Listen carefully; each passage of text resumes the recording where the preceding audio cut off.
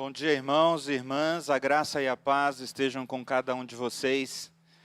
Mais uma vez, nós agradecemos cada um de vocês que estiveram conosco, orando de maneira muito intensa nos últimos dias, né? E ainda continuam orando por nós. Quero convidá-los a abrirem as suas Bíblias no livro do profeta Ageu, está lá no finalzinho do Antigo Testamento, antes do profeta Zacarias, Malaquias.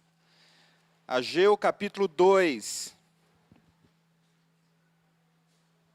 Eu não sei se vocês se lembram, há 15 dias atrás eu preguei no primeiro capítulo de Ageu. E eu gostaria de fechar então a nossa palavra, a palavra que Deus colocou no nosso coração, no livro de Ageu, para a minha própria vida e para a vida desta igreja. Capítulo 2 de Ageu, podem permanecer assentados, acompanhe a leitura, por favor. Eu lerei na versão revista e atualizada, e essa versão que eu vou usar a maior parte do tempo, enquanto nós faremos a nossa meditação, a nossa reflexão a partir do texto bíblico. Diz assim no capítulo 2, verso 1, perdão. No segundo ano do rei Dario, no 7º mês, ao 21º do mês, veio a palavra do Senhor por intermédio do profeta Ageu, dizendo: fala agora a Zorobabel, filho de Salatiel, governador de Judá, e a Josué, filho de Josadaque, o sumo sacerdote, e ao resto do povo, dizendo: quem dentre vós que tenha sobrevivido contemplou esta casa na sua primeira glória? Como a vedes agora? Não é ela como nada aos vossos olhos?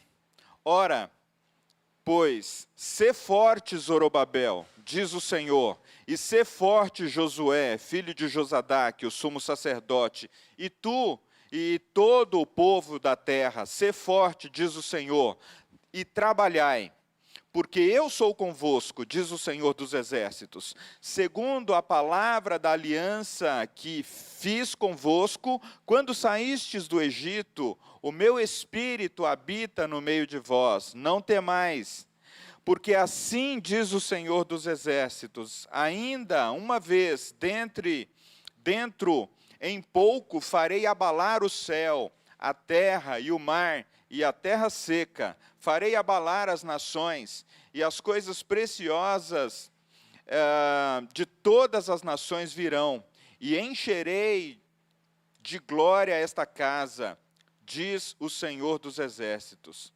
Minha é a prata, meu é o ouro, diz o Senhor dos Exércitos. A glória desta última será maior do que a da primeira, diz o Senhor dos Exércitos. E neste lugar darei paz, diz o Senhor dos Exércitos. Verso 10. Ao 24º dia do mês 9º, no segundo ano de Dario, veio a palavra do Senhor por intermédio do profeta Ageu, dizendo: assim diz o Senhor dos Exércitos, pergunta agora aos sacerdotes a respeito da lei, se alguém leva carne santa na orla de sua veste, e ela vier a tocar no pão, ou no cozinhado, ou no vinho, ou no azeite, ou em qualquer outro mantimento, ficará isso santificado? Responderam os sacerdotes: não. Então perguntou Ageu: se alguém que tinha tornado impuro pelo contato com o corpo morto tocar em alguma dessas coisas, ficará ela imunda? Responderam os sacerdotes: ficará imunda. Então prosseguiu Ageu: assim é este povo, e assim esta nação perante mim, diz o Senhor. Assim é toda a obra das mãos, e o que ali oferecem, tudo é imundo. Agora, pois, considerai o que está acontecendo desde aquele dia, antes de pordes pedra sobre pedra no templo do Senhor. Antes daquele tempo, alguém vinha a um monte de 20 medidas, e somente 10 e havia somente 10. Vinha ao monte para tirar 50, e havia somente 20. Eu vos feri com queimaduras, e com ferrugem, com saraiva, e com toda sorte, e em toda a obra das vossas mãos. E não houve entre vós quem voltasse para mim, diz o Senhor. Verso 18, considerai, eu vos rogo, desde este dia em diante, desde o 24º dia do 9º mês, desde o dia em que fundou o templo do Senhor, considerai estas coisas. Já não há semente no celeiro. Além disso, a videira, a figueira, a romeira e a oliveira não têm dado seus frutos, mas desde este dia vos abençoarei. Palavras do Senhor, palavras proferidas por meio do profeta Ageu. Que Deus abençoe, queridos, essa palavra e que ela encontre um lugar no nosso coração. Amados, há 15 dias atrás, então, a gente começou falando desse texto, e lá nós falamos a respeito do chamado de Deus para a reconstrução da casa do Senhor. Vocês se lembram? Era o chamado de Deus para a reconstrução da casa do Senhor. E a mensagem do profeta, o que Deus enviou por meio do profeta, era de que, naquele período, o povo de Israel tinha lançado os alicerces de um templo, o templo que precisava ser construído, e ele estava há 18 anos apenas nos alicerces. Então, na época do profeta Ageu, também viveu Esdras, e também viveu Zacarias. E é interessante, queridos, que tanto Esdras quanto Zacarias falavam que o povo precisava retomar a construção do templo. E Ageu profere, então, essas palavras do Senhor, falando primeiramente ao líder civil, Zorobabel, e ao líder religioso, Josué. E também ao restante do povo, todas as pessoas estavam envolvidas. E é interessante a gente se perguntar, qual era aquele momento que aquela palavra chegou até ao povo de Israel. Todas as vezes que você abre a palavra de Deus na sua casa, todas as vezes que você busca a palavra de Deus, querendo que Deus fale com você, existe um momento. Você está passando por um momento. Você pode estar num momento bom, você pode estar num momento cheio de expectativa e de vida, mas às vezes você está num momento em que as coisas parecem não acontecer, as coisas parecem não fluir, ou às vezes você está diante de problemas bem específicos.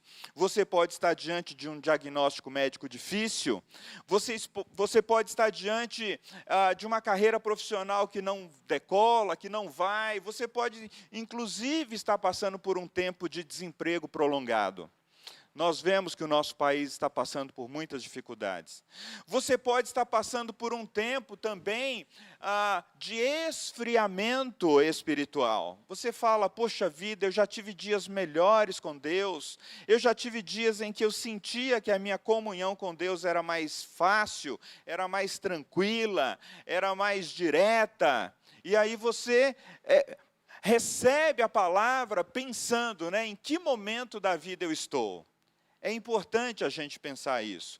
Qual era o momento que o povo estava quando recebeu a palavra de Ageu? Eles estavam sem entusiasmo. Eles estavam como que parados, como que paralisados. Eles estavam também, queridos, desmoralizados, porque havia uma oposição na construção do templo. Ageu não vai citar isso, mas Esdras vai dizer, olha, a gente está querendo fazer uma grande obra para Deus, mas tem gente que não está conosco nisso. E eles estavam passando também um tempo de dificuldade financeira. Embora muitos deles estavam fazendo investimentos e muitos deles percebiam que os recursos chegavam até as suas vidas. Então, queridos, quando a palavra do Senhor vem a nós, é possível que nós sejamos encontrados como aqueles que estão sem ânimo, ou como aqueles que estão se sentindo paralisados. É também possível que a palavra do Senhor chegue até a nós e a gente se encontre desmoralizados por questões internas, por questões externas. Às vezes o pecado vem sobre a nossa vida e nós iniciamos um ciclo de culpa, de vergonha, a gente não quer vir à igreja, a gente não quer falar com as pessoas, a gente não quer nem falar com Deus. Às vezes, queridos, a palavra do Senhor vem até nós e nós somos encontrados, apesar de perceber que Deus está fazendo com que recursos cheguem à nossa vida e à vida da igreja, nós vivemos como se nós vivêssemos tempos de escassez, como as pessoas que não conhecem a Deus lidam com os recursos financeiros. Portanto, queridos, a mensagem de Ageu, ela tinha 3 alvos. O primeiro era despertar o povo para um avivamento. O que quer dizer isso? Quando a palavra do Senhor vem para despertar o povo, isso quer dizer que Deus está chamando cada crente para buscar e experimentar um renovo na sua relação com Deus. Deus está chamando você, Deus está chamando a mim, para um outro nível de relacionamento com Ele. E essa relação com Deus, ela passa pela palavra, ela passa pela oração. Você não conhece alguém sem conversar com essa pessoa. Você não conhece alguém sem passar tempo com essa pessoa. Nós não conhecemos uns aos outros se nós não nos envolvemos na causa uns dos outros. O segundo objetivo de Ageu era conduzir o povo para um novo compromisso espiritual. Quer dizer, ele estava chamando o povo para dispor-se, para envolver-se com a obra de Deus. E o terceiro alvo, queridos, era que a mensagem de Ageu queria conscientizar o povo a começar a trabalhar. Em todo tempo, não importa qual é a situação que nós estejamos passando, Deus nos dará força, Deus nos dará graça, Deus nos sustentará para começar a trabalhar para Ele, ou para continuar trabalhando para Ele, ou enquanto nós trabalhamos, em qualquer área da vida, a gente ganha aquela consciência de que Deus está presente no nosso trabalho. Ou pelo menos deveria estar. Ou pelo menos deveria estar. Eu me lembro de um pastor que investiu muito na minha vida e na vida da Gisélia. Inclusive hoje a gente continua com um relacionamento com a sua esposa, porque Deus o tomou para si, Deus o levou, mas nós continuamos o relacionamento com a sua esposa e um outro pastor, o pastor Abete, o pastor Sérgio Leoni. A gente se encontra regularmente, a gente cobre a vida um do outro em termos de cuidado, de pastoreio, de oração, há mais de 15 anos. E quando eu reclamei para aquele pastor Almir, lá quando eu trabalhava no escritório, e eu queria servir a Deus integralmente, eu queria trabalhar apenas no serviço da pregação, do aconselhamento talvez, da mobilização, do treinamento de liderança. Eu tinha aquelas ideias na cabeça assim.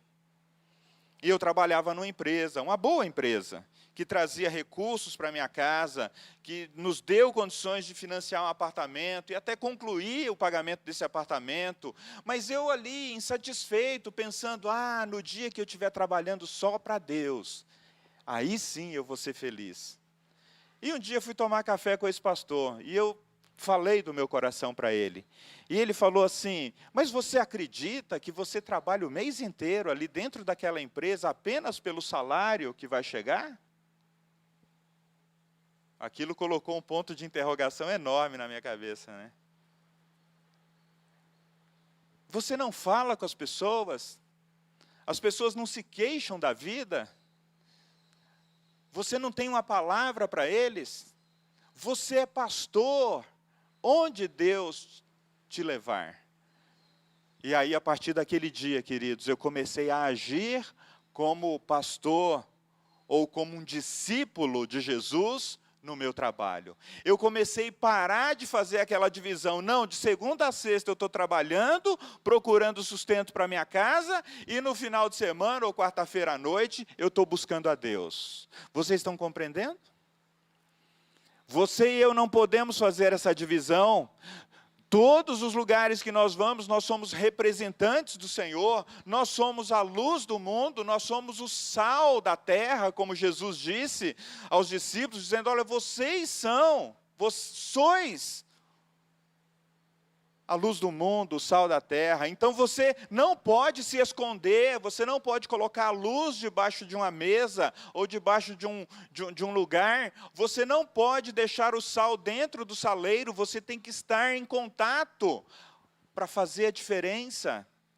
E então eu comecei a aproveitar os momentos do cafezinho, que eu jogava a conversa fora, e às vezes conversas que nem valiam a pena. Eu comecei a aproveitar os momentos do almoço, ou os momentos em que as pessoas me procuravam para entregar uma palavra conforme a necessidade daqueles que me procuravam. Queridos, é preciso essa consciência na minha vida e na sua vida de que você precisa envolver-se com o serviço de Deus onde você estiver, no tempo que Deus te conceder. Então, Deus nos chama para construir a nossa vida nele, né? Retomar, quem sabe, o projeto de construção, não somente da nossa vida, mas também dos projetos de Deus, da casa de Deus. E aí a gente falou há 15 dias atrás que a nossa vida como casa de Deus é templo do Espírito Santo. O apóstolo Paulo falou, olha, vocês não sabem? Vocês se esqueceram que a vida de vocês é o templo do Espírito Santo? Vocês são o templo do Espírito Santo, no qual Deus habita, no qual Deus faz morada. Então nós temos um lugar que nós nos reunimos, mas Deus preferencialmente habita no nosso coração. Ele habita em você, se você permite, se você se abre, se você crê em Jesus, se você ora a Deus, se você recebe a Jesus como seu Senhor e Salvador, então essa presença de Deus pelo seu Espírito Santo vai ficando mais evidente em nós. Queridos, como vocês sabem, naquele domingo que eu preguei a primeira mensagem em Ageu, Sara estava no hospital. A gente não sabia, nós não tínhamos dimensão de como ela estava, mas ao sair daqui e entrar em contato com a Gisélia, ela já disse que Sara estava piorando. Sara estava passando por momentos difíceis. Nós não sabíamos o que Deus ia fazer. E o convite que eu fiz no final daquela primeira mensagem era que você buscasse construir a sua relação com Deus, intensificar a sua relação com Deus. A gente sabe que isso é um processo na vida, queridos. Isso é um processo que às vezes envolve você descobrir uma pessoa que caminha com você, às vezes descobrir o seu tempo a sós com Deus, descobrir o seu amor pela palavra de Deus, ou redescobrir o seu amor pela palavra de Deus, ou mesmo a sua vida de oração. E Deus nos surpreendeu com muitos irmãos da igreja, muitos irmãos de várias igrejas, de outros lugares, amigos de perto, amigos de longe, entrando num tempo de oração por nós e pela nossa filha durante 9 dias ininterruptos. Gente, é algo que somente Deus poderia fazer. É algo que só Deus pôde fazer.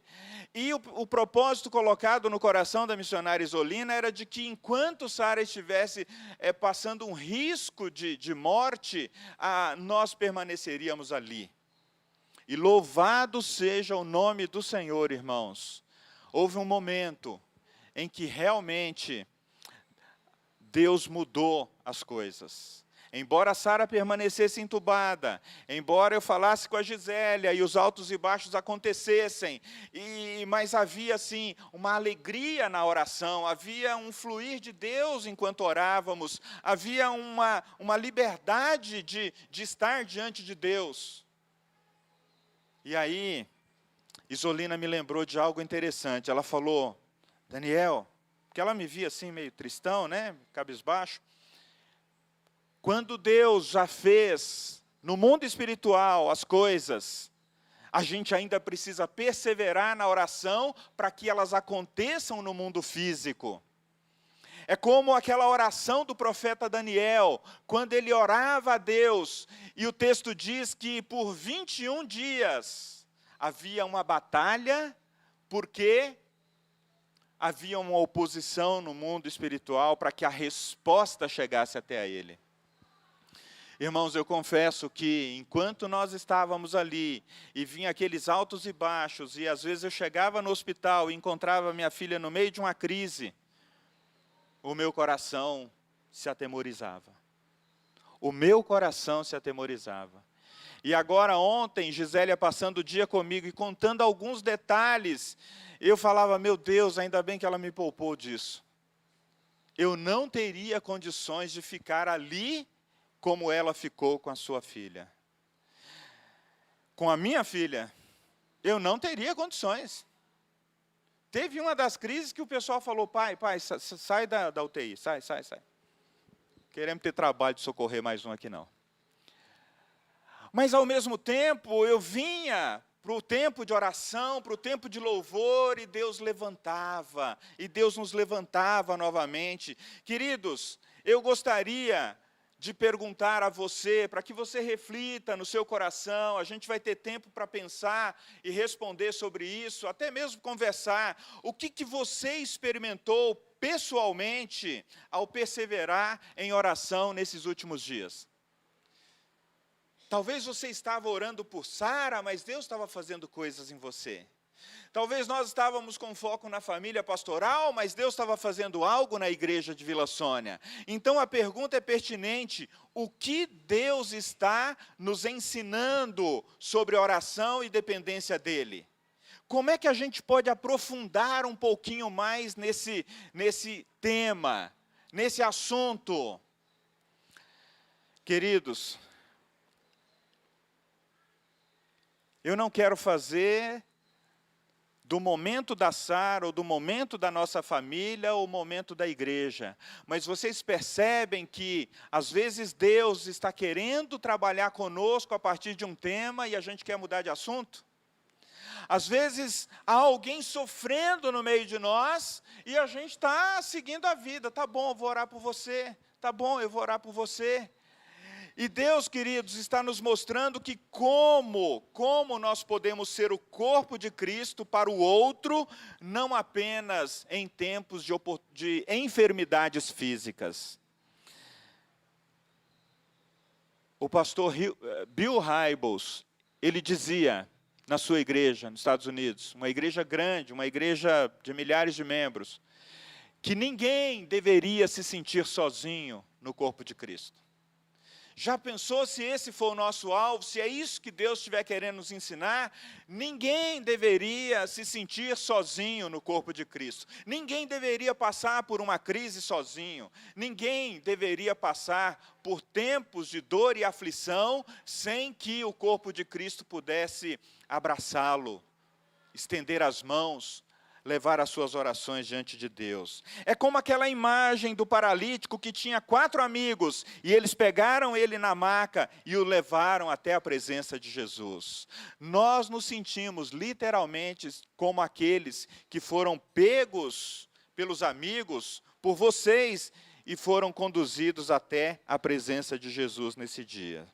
Agora, o texto de hoje nos convida não apenas a pensar nesse momento que Deus está nos chamando para construir a nossa relação com Ele de maneira mais firme, olhar os alicerces, ver se a gente abandonou alguma coisa, retomar, mas também a segunda palavra que a gente encontra aqui a partir do capítulo 2 de Ageu é o chamado para a semeadura.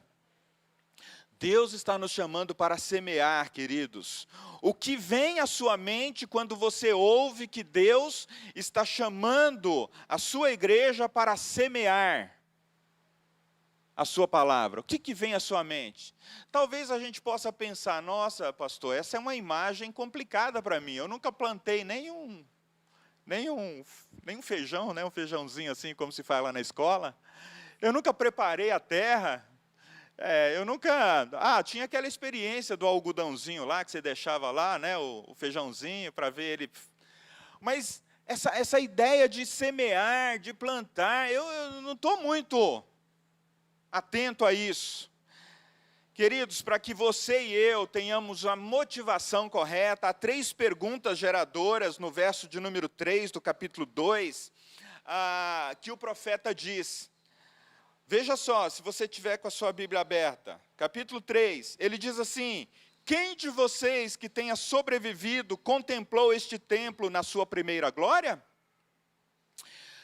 Ageu está dizendo assim, olha, quem de vocês viu o templo de Salomão na sua primeira glória? Quem de vocês viu? Porque havia pessoas ali com mais de 70 anos, 80, 90, que viram o primeiro templo de Salomão antes dele ser destruído.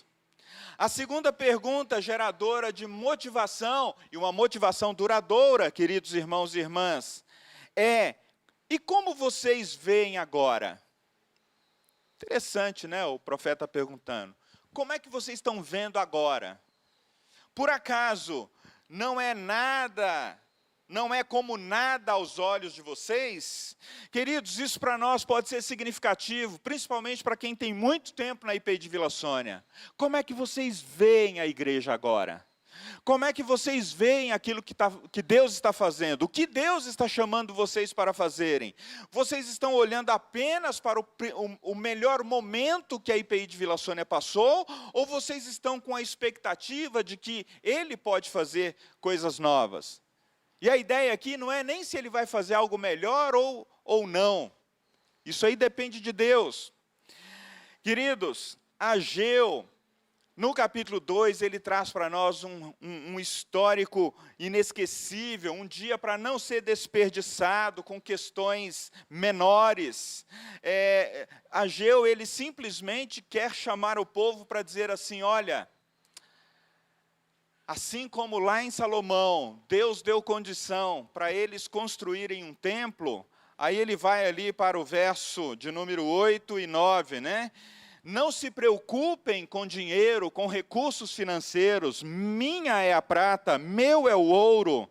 E ele diz, a glória dessa casa será maior do que a da primeira.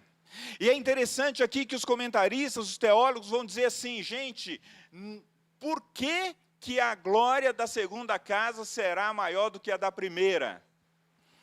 Porque quem entraria na história humana, quem viria ao nosso encontro, quem viria morar no nosso coração, é o próprio Jesus. Quando eu vi os comentaristas, os teólogos falando esse negócio, eu falei, que coisa é essa? Eu sempre pensei, né? Os cânticos têm aquele jargão, né? A glória da primeira casa vai ser maior, da segunda casa vai ser maior do que a primeira e tal. E você ficava pensando, a gente vai construir uma igreja grande. A gente vai construir uma igreja bonita. A gente vai, não sei se a gente vai bater de Macedo no templo de Salomão. É difícil, mas o alvo é aquele. Não, não e não. A glória da segunda casa vai ser maior do que a da primeira, porque Jesus está presente, porque Jesus viria ao mundo, porque Jesus entraria na história humana, e Ele seria capaz de redimir os nossos pecados, Ele seria capaz de tomar as nossas dores, Ele seria capaz de subjugar todo tipo de problema, de enfermidade, seja lá o que for. Isso muda tudo, irmãos e irmãs. Isso muda tudo. É como se você olhasse para os melhores dias da IPI de Vila Sônia e talvez até batesse aquele sentimento nostálgico, né? Nossa, a gente gostaria de reviver aquele momento e Deus dissesse para você, olha, a presença de Jesus em você, na sua casa, na sua família e no meio de vocês, faz com que vocês experimentem algo melhor do que o passado. Melhor do que o passado. E aí, por que melhor do que o passado? O verso 9, no finalzinho dele, diz que neste lugar o Senhor daria a paz. O Senhor daria a paz. Neste lugar, o templo, se referindo ao tempo de Ageu. Neste lugar, no nosso tempo, o nosso coração. Deus enche o nosso coração de paz em meio às tempestades da vida, irmãos. Deus enche a nossa vida, Deus sustenta-nos, ainda que Ele seja soberano para trazer qualquer tipo de resposta para nós. Até mesmo tomar para si aquele que Ele deu. A Bíblia diz que Deus nos dá filhos, Deus nos dá amigos, Deus nos dá pessoas, Deus nos dá gente querida, mas Ele pode tomar essas pessoas para Ele. Ainda que isso pode ser um fator paralisante na nossa vida, esse pode ser um fator em que você diga, olha, eu imaginava um Deus que estaria comigo no meio da tempestade, mas não me deixaria ter perdas profundas. A verdade, queridos, é que Deus diz, eu estarei com vocês e darei a paz, independente de como vocês passarão as situações da vida. O verso 3 ainda, queridos, faz essa retrospectiva, querendo chamar o povo para não cair na armadilha da comparação. Quantas vezes nós comparamos a igreja com o momento do passado e ficamos presos no passado? Tenham todo cuidado, queridos irmãos e irmãs, com aquelas lembranças nostálgicas que não trazem mais esperança para a gente viver hoje, para a gente avançar hoje, para a gente se colocar diante de Deus e para a gente dizer, Senhor, eis-me aqui. Com efeito, queridos, o povo, eles olhavam com saudosismo para o passado, porque eles acreditavam que o templo e a beleza do templo de Salomão jamais poderia ser batida. Jamais poderia ser superada. É possível até que alguns idosos que estavam ali, eles tenham visto o templo original e eles estivessem, às vezes até dizendo, olha, a gente está vivendo hoje aqui um tempo, mas não é mais como era antes. Não é mais como era antes. As correntes que se esforçavam para ter um novo ânimo, uma nova construção, às vezes encontrava, no meio do povo, gente que chorava de alegria pelo momento atual, mas que também chorava pensando, já não é mais como era antes. Talvez você olhe para a sua própria vida e diga, os meus primeiros dias, os meus primeiros anos na presença do Senhor foram os melhores. Mas Deus está dizendo, com a presença do meu Espírito, com a presença de Jesus, você vai experimentar dias melhores. Não fique preso à experiência do passado. Há no horizonte, queridos irmãos e irmãs, a esperança de mudança sem paralelo. É isso que diz o verso 6 e 7, porque a palavra de Deus vai dizer assim, olha, o Senhor dos Exércitos ainda, mais uma vez, dentro de um pouco, Ele vai abalar o céu, a terra e o mar, e a terra seca. Parece que Deus está abalando as nações novamente. Você olha para os telejornais, as nações se abalam. Os reinos parece que estão a ponto de serem destituídos. As pessoas falam na possibilidade de uma guerra que envolva todas as nações. As ameaças vêm de lá e vêm de cá. Mas você e eu precisamos permanecer firmes. Você e eu precisamos continuar olhando para Jesus. Deus é soberano e está no controle, queridos, da sua vida, da minha vida. Agora o povo está sendo encorajado a olhar além do seu tempo, onde se faz necessário abalar o abalável, para que o inabalável, que é Jesus, permaneça. Às vezes Deus permite que abalos venham sobre nós.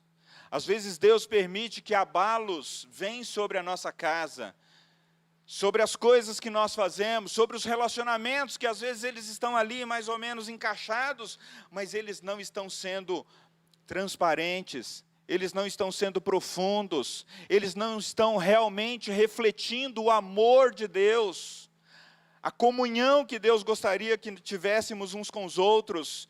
Queridos, a obra de Deus não é feita por força humana. Você não vive nem faz a obra de Deus na sua força humana. O trabalho é responsabilidade humana, mas a provisão, o sustento é atividade de Deus. Lembre-se disso. Assim, queridos, Deus encoraja o povo para nutrir a sua confiança de que dias melhores estão vindo e de que haverá uma condição de paz chegando para nós, onde o ânimo ou a falta de ânimo será banida, e o ânimo do Senhor nos levantará, nos colocará de pé, ou nos sustentará. Então, o ponto alto do capítulo 2 é quando Ageu diz para o povo assim, lá no verso de número 19, né? É o tempo de semear, é tempo de vocês manterem a semeadura. O mundo hoje pensa se haverá comida para todas as pessoas.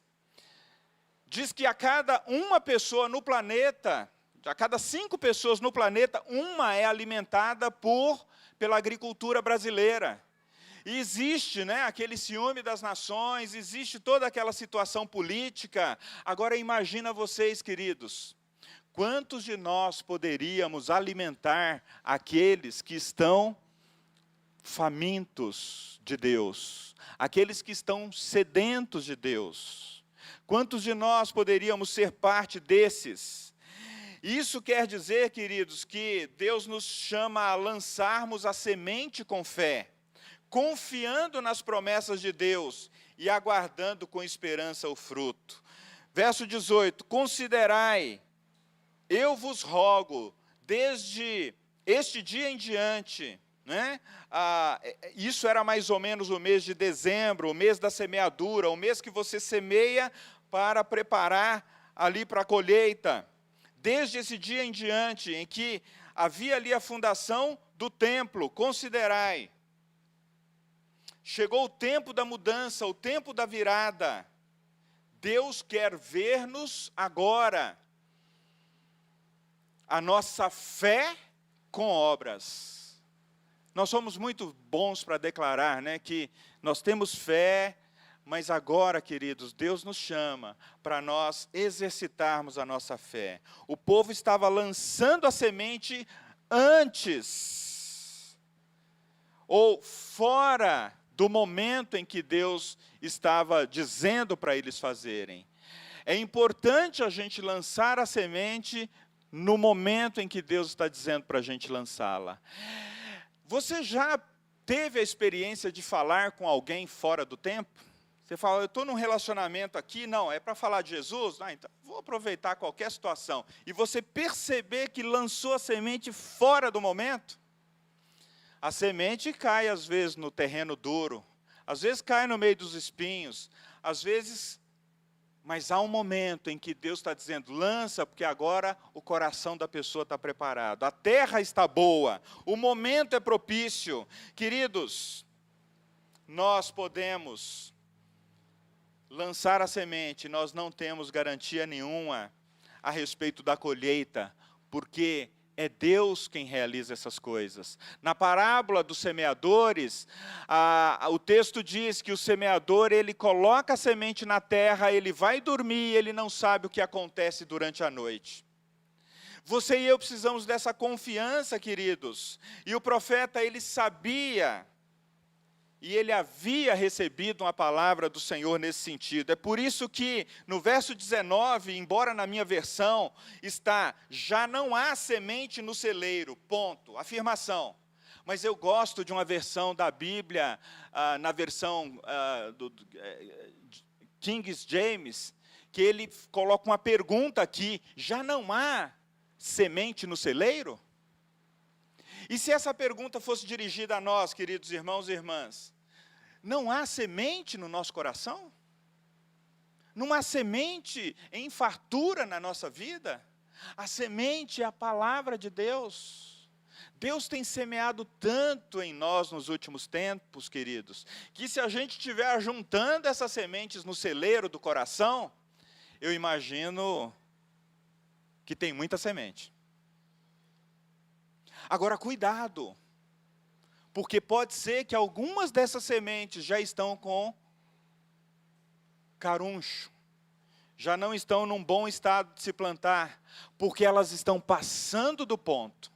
Elas estão passando do ponto, e é aí que o profeta vai dizer, vocês plantaram videira, vocês plantaram figueira, vocês plantaram romeira e oliveira, e não tem dado os frutos.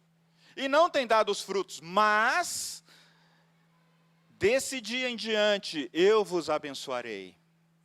Queridos, quais são as aplicações que a gente pode fazer para fechar essa mensagem nesta manhã? Primeiramente, onde Deus está chamando você para semear neste momento? Quem são as pessoas do seu relacionamento que você fala, essa daqui eu vou levar para Deus em oração, porque eu vou semear na vida dela. Senhor, quando é que eu falo com esse vizinho? Quando é que eu falo com aquele outro? Um dia desse encontrei um vizinho lá no condomínio, e aí você sabe quando o sujeito é bom de conversa e te dá uma oportunidade de falar e você sente que passou do ponto? Eu falei mais do que da boca naquele dia. E o vizinho depois sumiu. Ele falou, vamos tomar um café, vamos vamos fazer uma refeição. Eu falei, pronto, agora eu vou evangelizar, já fiz a ponte. E aí esse vizinho, olha, parece que ele me evitava, parece que ele passava de longe. Eu falei, Senhor, passei do ponto, falei demais, me dá outra chance. Aí um belo dia a esposa dele vai e me pergunta, e aí vizinho, como é que estão as coisas? Falei, então, falei com teu marido, eu acho que eu passei do ponto. Não passou não. É que ele está trabalhando muito, ele gostou, ele quer continuar a conversa. Ele até pediu um salmo para ler em casa. Queridos, peça a Deus o momento certo. Peça a Deus o momento certo, porque a palavra dele já está na sua boca e no seu coração. Para que você fale. A nossa oração junto com outros líderes aqui da igreja, a nossa oração junto com o conselho, queridos, é que nós precisamos semear a partir dos nossos relacionamentos, os relacionamentos de discipulado, e semear também no coração das outras pessoas, seja nos arredores da Vila Sônia, seja no Taboão da Serra, onde quer que Deus nos enviar. Quais são os passos, então, queridos, que Deus está convidando você e eu para darmos nessa semana? Nessa semana, queridos, palavra boa é assim, você sai com ela do templo, você vai para a sua semana pensando, como que eu vou colocar isso em prática? O que Deus está me chamando a fazer? Primeiramente, queridos, verifique aí, há semente, há palavra no teu coração? Há semente no teu celeiro? No teu coração? A boca fala daquilo que o coração está cheio. A palavra, pastor, então não retém a semente que Deus colocou no teu coração. Não deixe que a semente passe do tempo. Não coloque antes, não coloque depois, coloque no tempo certo. 3 atitudes que eu e você podemos tomar em relação ao chamado para semear abundantemente.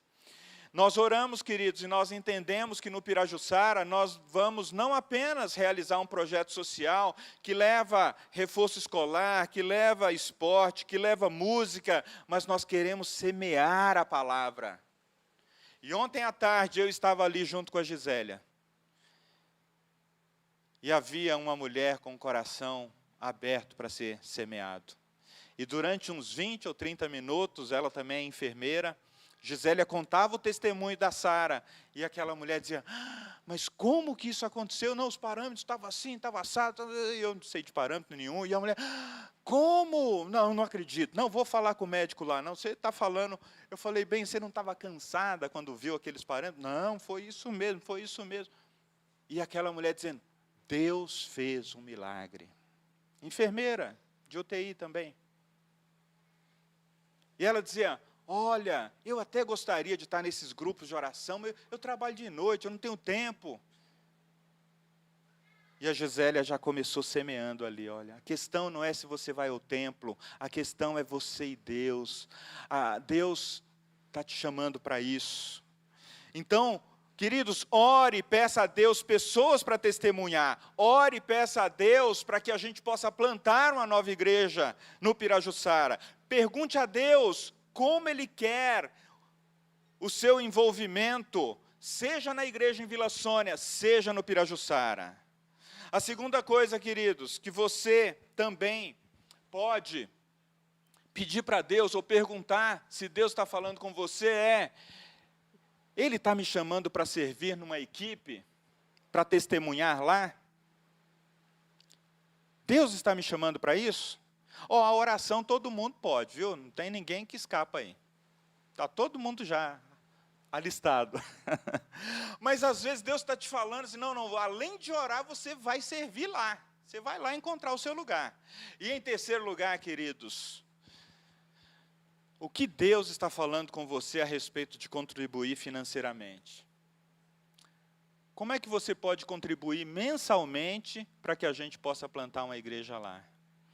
O Carlos, presbítero, leu o texto aqui de Marcos dizendo que Jesus estava ali no templo, o pessoal vinha ofertar, ele olhava um passando, olhava outro, o pessoal que tinha dinheiro vinha, colocava abundantemente ali as suas ofertas, os seus dízimos. Jesus chamou os discípulos e falou, olha, vem cá, está vendo aquela viúva ali? Ela deu mais que todo mundo, porque ela deu o que ela tinha. Queridos, o que Deus está dizendo é que todos nós temos algo a dar. Todos nós temos algo a oferecer. Essa igreja tem sido muito fiel na administração dos recursos que Deus tem colocado em nossas mãos. E quando nós damos um passo de fé, isso quer dizer que Deus está dizendo, minha é a prata e meu é o ouro. Se eu quiser fazer, eu faço sem os recursos de vocês, mas para que vocês se alegrem, mas para que vocês aprendam mais sobre dependência de Deus, sobre minha dependência, vocês podem, cada um de vocês, se comprometerem com um valor que Deus colocar no coração de vocês. Irmãos, inicialmente, nós precisamos de R$4.000 mensais ali no projeto. Deus já começou a mandar outros parceiros, mas a gente quer, acima da questão financeira, é o envolvimento de oração, é o envolvimento com o serviço, e é o envolvimento, em último lugar, talvez, financeiro. O que Deus está falando com você? Qual é o seu lugar nesse chamado? Como é que você responde a essa palavra? Como que você responderia? Eu tenho um videozinho no meu celular, eu queria até ter mandado para os meninos projetarem aqui. Ontem à tarde, aula de música, uma menina que começou no projeto há um ou 2 anos atrás, e Deus falou com Gisélia, essa menina vai ser uma das professoras aqui. Talvez uma coordenadora, talvez alguém que vai liderar. E Gisélia falou isso para a menina, Heloísa. E Heloísa falou, mas eu não sei como que isso pode acontecer, mas se você está falando, eu acredito. A menina voltou para a aula de violão, e já toca todos os acordes, e ela tocou alguns acordes lá, e o professor disse, olha, esse acorde dá para cantar essa música, e cantou um louvor. E a maioria daqueles meninos acompanharam aquele cântico, e eu falei, gente, já tem uma igreja reunida aqui, ou vocês não me avisaram ainda? O que está acontecendo? E Deus está dizendo, você não sabe de nada, deixa comigo. A menina tem 14 anos hoje. Queridos, em 6 meses a gente tem ali meninos, adolescentes já tocando para Deus. Daqui a pouco, essa semana, a equipe de missionários da Isolina, nós vamos determinar um dia para irmos lá.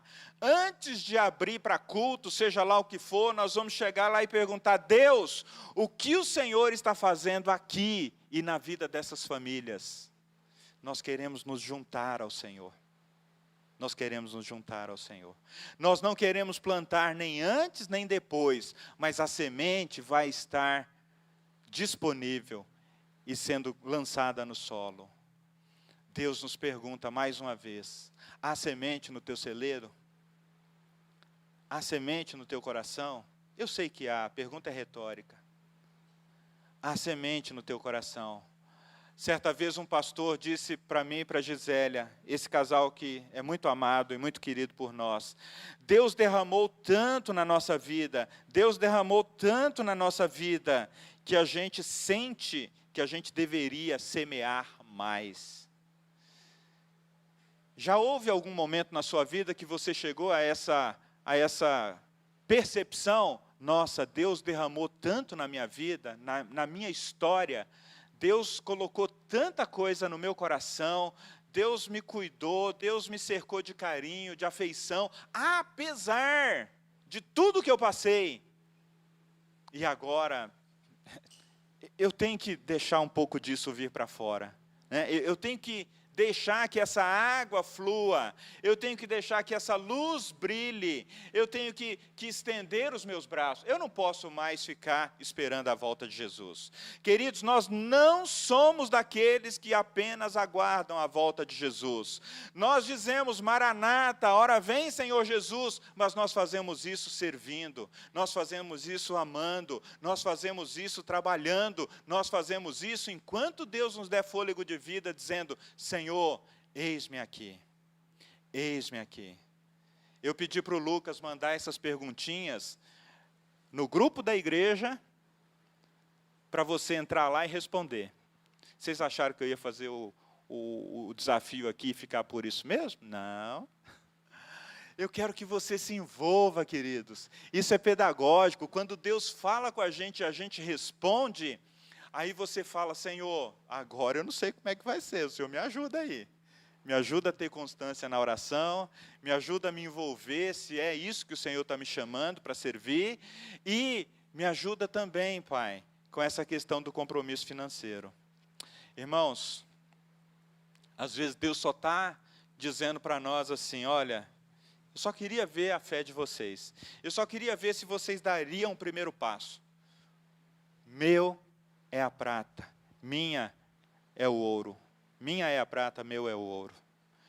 Os recursos estão nas mãos de Deus. Tudo está nas mãos de Deus. Eu quero convidar você para orar. Equipe de louvor, pode se posicionar, por favor?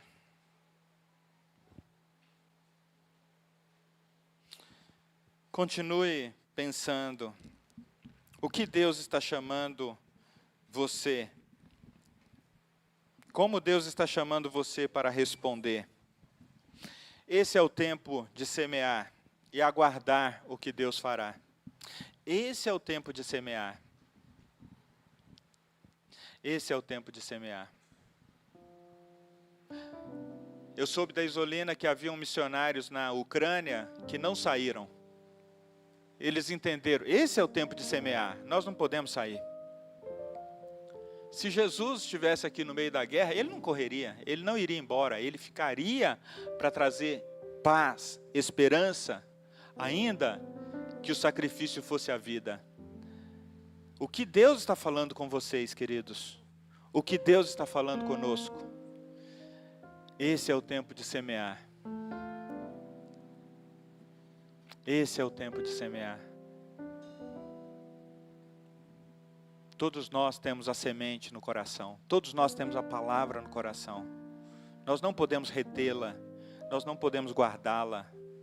Mas o profeta nos ajuda. Vocês têm semente no celeiro? Vocês têm a semente no coração? Vocês têm a palavra no coração? E não é nem num tom de acusação. É só para nos lembrar, viu, irmãos? É só para nos lembrar. Cantemos ao Senhor.